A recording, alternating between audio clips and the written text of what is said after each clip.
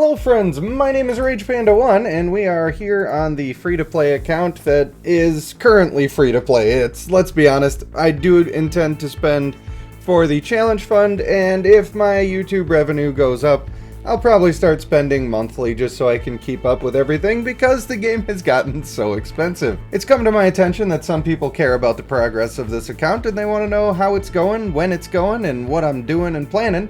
And you can see we're just over 50 million might total right now. That obviously hasn't been much of the goal, but that's where we're at. We're getting 43k a minute from our districts. That will be going up probably closer to 50k a minute once I go through the motions of doing everything that I need to actually do. I have some good stuff going on, and I just wanted to do a little quick aside here because I was considering what companions I want to go for next and what things I want to invest in next. And unless things have changed, and maybe they have, the premier people to have in your districts were the Fulgurs, Griffins, Doombringers, and Luxuriants. And the Luxuriants would be in the same district as your Travains. I have decided I'm not going to acquire those, maybe ever, I'm not sure. I don't really care about the Luxuriants at all. They are by far the best characters to have in a district, or they were. Again, I might have gaps in my knowledge now. But the Travains are also super strong. It's not like they're terrible. And so I can kill two birds with one stone by just using these Travains in here. I have these up to level 120 just so that I can get a little more of a benefit. And these are still only legendary ones, and they don't have perfect traits. So by the time I get perfect traits in there, it's gonna be huge and I'm gonna be having a good time. What I am gonna be doing for my next companion, and what I'm already working towards for my next companion, is going to be the Tidestorm. You can see I've got plenty of pieces there, and I'm going to be farming Dungeon Descent and using all of my companion summons to get this first, and I'm going to make them mythic right away. The reason that I'm doing that is because I want to have access to aggressive, because I've never had access to mythic aggressive and I haven't been able to test it, and people are still saying that it scales better than it should and that it's really good. I want to have that available to test and use, and if it's really good, I want to be able to use it. But I will also want to be making good suggestions to people, and I can't necessarily rely on the things that everybody is saying in the forums and Discord. And similarly to what I was talking about with the Luxuriant, we can see that this guy has 7,000 leadership, 7,014 if you want to be that guy. But the female Tidestorm is at 6,613, which really isn't too bad. And honestly, when I'm making these characters for my districts, I am going to have them slightly leveled up, and that means that they're likely to be my second and third teams. They're going to be people who are getting put out to fight the bosses for me when I'm doing expeditions, and these characters are going to do a better job of that.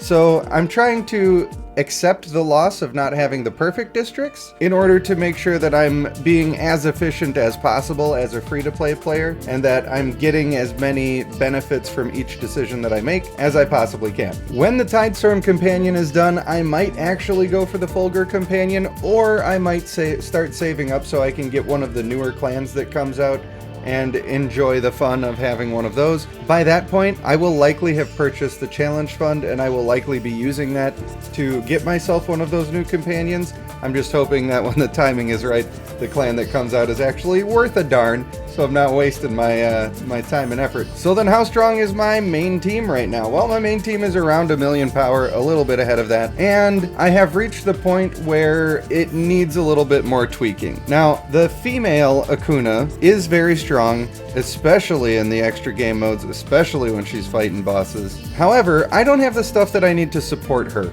I really need more sustain. The male Akuna has some sustain, and when they're working together and standing in the right spots, it really does a lot of work for me on the team, and it feels really good. But when they're not doing that, I don't have anything else to make up for it right now. If I had a female Galabar or a male Water and Sun or any of these other healers that people are loving so much, then I would say that I would just keep her on the team and she would be absolutely pumping. I'm also not the biggest fan of using female Ugrel and male Simir. I think it's fine, like, it's not the end of the world.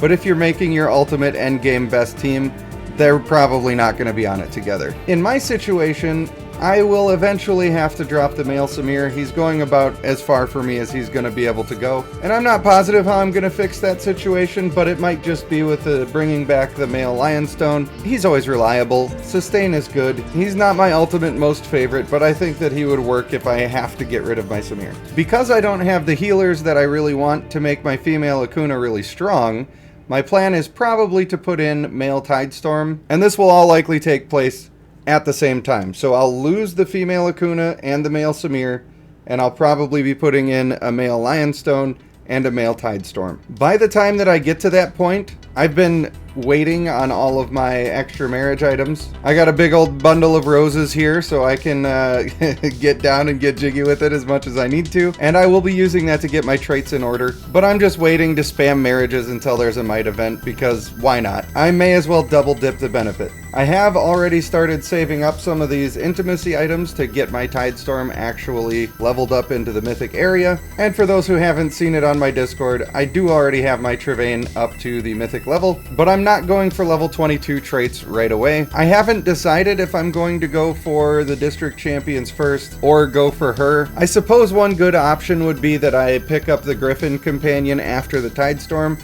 and just take them to mythic right away to make those districts as good as they could possibly be, and then work towards Fulgur later as I have the resources to do so. I'm not really positive on that part yet. We'll cross that bridge when we get there. For my first Celestial Bond, I went for the crit rate because I just feel like it's better. I feel like getting crit rate is really strong. Crit damage doesn't really help you until you have crit rate, but leveling them up at a similar speed is usually pretty good. What I've learned from other games is that if your crit damage is scaling at 10 times the number of your crit chance, then you're going to get the best possible bang for your buck in both of those situations. Now that sort of comes down to how much the investment costs you to get there, and it seems like it's a bit more expensive on this game to get crit damage than it is to get the crit chance, so I might just do a 1-to-1 here for a little while and see how I like it. As far as the campaign is concerned, we're at 1236 right now. I could be pushing this a lot higher if I wanted to, but I've reached the point where I don't auto-win, and because I don't want to really make my life harder when it comes to dungeon descent and all of these things, I'm just going to stop here for a while. It's not that big of a deal. I just unlocked one more of my districts, and the last district that I have to unlock doesn't show up until 16.5, so pushing right now, it doesn't really do that much for me. I am saving the Twilight Hunt event. I really enjoy doing myself a couple of dramatic readings here and there, and I was hoping to do this on stream with everybody. If you want to be a part of that, I intend to come up with a streaming schedule soon, so you actually know when it's coming. But unfortunately right now you just kind of have to be on the Discord or have your notification bell turned on, and then you'll get a notification that I'm actually live and streaming. Probably the Discord is the best way. You get a little bit of advance notice that way. Also on the streams, I'm thinking I might do my Dungeon Descent again. Part of the reason is because those take a little bit of time to do, and it makes it a little less tedious if I get to talk with everybody in the chat while I'm doing it, and I think we had a pretty good time the last time. I am fairly far down on the leaderboard for the age of my actual account, but keeping in mind that there was over a week where I wasn't even playing the game because I was really mad at GOAT games, it sort of checks out. It's not surprising though that with all of these numbers where I'm around 75 and 82, when it comes to intimacy I'm already all the way up at 36, and it'll be even higher when I get my Tidestorm.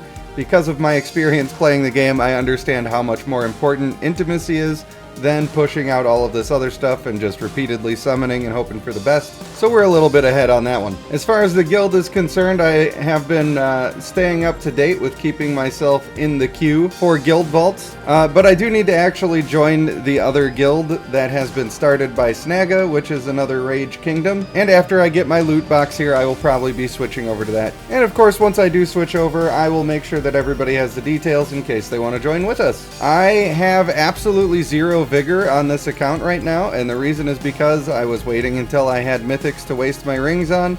There was no way that I was going to try to farm any kind of vigor or do any kind of trait transferring when it wasn't even for mythic traits. I have a little more patience than that. It was not worth it to me. And of course, I am currently in a Valley of Conquerors, and we're getting absolutely destroyed, but we've only just started this battle. In fact, let's make a couple of saucy moves now. We'll rock a little battle out to see if we can actually defeat this team. We're roughly the same strength. I don't think they have the best composition that I've ever seen in my life, and I think that's going to mean that the tower belongs to me. Luckily, we've got the sustain, so if I need to go to another battle straight after this one, I'm going to be just fine in doing that. Hooray! And you can see just how strong the male Acuna is. I do have him built to be the strongest person on my team, so that's not a huge surprise. And he does just naturally have better traits than the rest of my team. And like I said, I haven't done any marriage at all. I haven't changed around traits at all, but that will be coming as soon as there's a might event. And now we're going to see if we can make it a twofer. See if we can get 2 of the middle towers up in here for the team. You know me, I'm a team player, guys. I'm a team player. I should have looked a little more at the composition. I feel like I could have realigned my guys to make them a little bit in a better position. And there you go, just like that, we're doing damage. Now, one thing I want to note on my team, usually I suggest it's okay if you have 2 people on your team that are doing no damage. I don't have any people on my team that are doing no damage. All of my people are doing moderate damage, and it just so happens that male Acuna is doing a ton of damage. That's why it's okay that I have these low damage numbers on a lot of my team, but also that's largely because I haven't done their traits. So that's about the state of the account so far, and I have really found my joy again with playing the game, I have to be honest.